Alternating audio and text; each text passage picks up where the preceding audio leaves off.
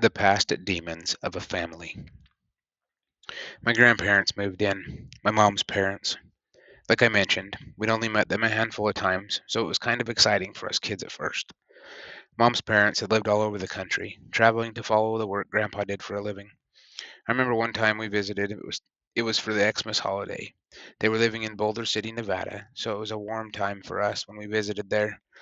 Grandpa used to take me for motorcycle rides on one of his Harleys when I was little. I was the only one of the four of us that would go riding with him when we would visit. That is where my obsession of joining a motorcycle club started. I would spot dozens of bikes riding in formation, bright red and white patches on their backs. Everyone moved for them, and they were the kings of the road. The house my grandparents owned looked like it wanted to be an adobe hut, but it never completed until modern days, and finished out with stucco down the sides and vinyl siding in the rear. The terrain and landscaping of their yard was standard to the area, desert motif.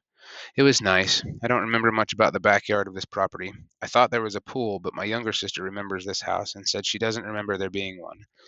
I don't know, but not really an important detail. We had just pulled up to their home and had knocked on the door to announce our arrival. My mom was saying her greetings to her parents, and my dad asked me to help unload the car with he and my older sister. Little sis was up at the house with mom, getting love from her grandparents. My little brother was about 2 or 3. To say he had an adventurous spirit would be an understatement. As he got older, he dressed daily in his cowboy button-up shirt, hat, pants, boots, and belt, completed with a side holster housing a shiny, plastic, antler-gripped revolver cap gun. He was tough and rugged when he was little. I mean, tough. He was that kid you had to check to see if he was breathing after he biffed it, because he would lie there until someone came to see if he was okay. But he'd bounce up, "I'm okay," and continue on.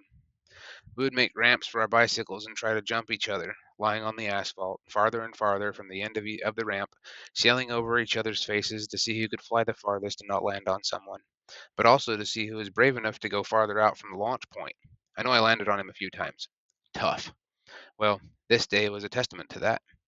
I don't remember if he was cowboyed up yet, only being 2 or 3 years old, but he had his blankie in the hand that was attached to his mouth by the thumb, walking up to see what the commotion about at the door of the house was standing at.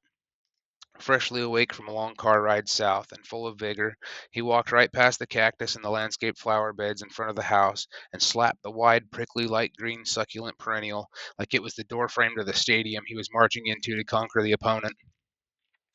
I remember that scream. I remember the continued screaming while Mom, Dad, Grandma, and Grandpa had to hold him still to pull the glochids and larger spikes that came off the plant from his tiny hands and fingers.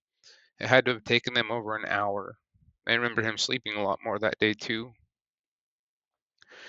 My mother's parents were classic old people to us.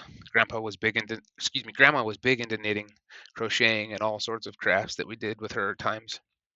She had all these neat little knickknacks and figurines that she displayed in a large armoire.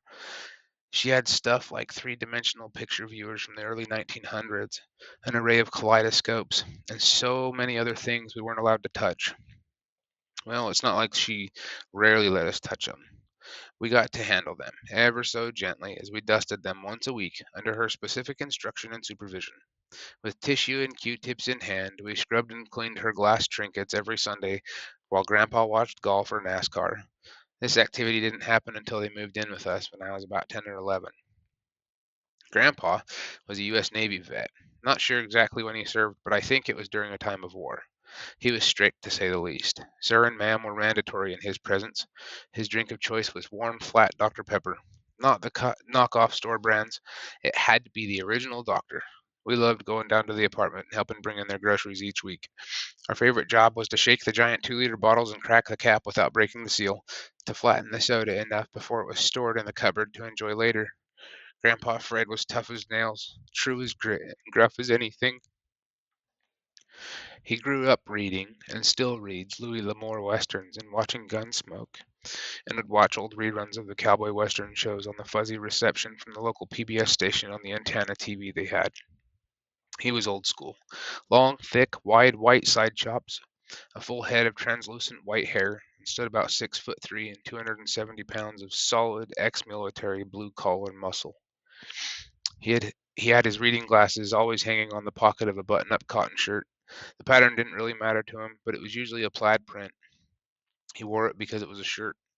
He had blue jeans and work boots. Red overalls always adorned his shoulders to hold up the jeans that never fit just right. He carried an old-fashioned brand single-blade pocket knife in his change pocket and a Leatherman on a loose-fitting, well-worn leather belt. He had a tiny chain looped around the first belt loop on his left, attached to a pocket watch in his left pocket. He had a collection of belt loops, but I don't ever remember him wearing any of them besides the one he always had on and his belt, and I think it was pretty plain. He was stern, very stern. No room for error, no room for complaint. Do what you're told and don't ask questions. I remember getting smacked upside the head a few times by those extra large, calloused baseball mitts he called hands. He watched shows to fall asleep to. NASCAR and golf were his weekend go-tos, but during the week his preference was Rescue 911 and Baywatch. In fact, the first Playboy I ever found was in his possession as well, tucked into his nightstand drawer next to the king-size bed that was always nicely made up by Grandma and neatly tucked in and covered by a crimson red comforter. This, I believe, is what planted the demon I would fight from about 12 years old until my 38th year at least. I, for as long as I can remember, always appreciated the soft, smooth texture of the female body's epidermis.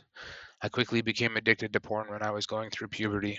I had a friend who gave me a copy of The Joy of Sex that he'd found in his divorced mother's closet, and I thought the hand-drawn depictions of the intimacy shared between a husband and wife were fascinating. The detail and time the artist took was as lifelike as the Playboys my grandpa had, so I didn't need to sneak his books away from his room anymore to indulge in sins of the flesh alone.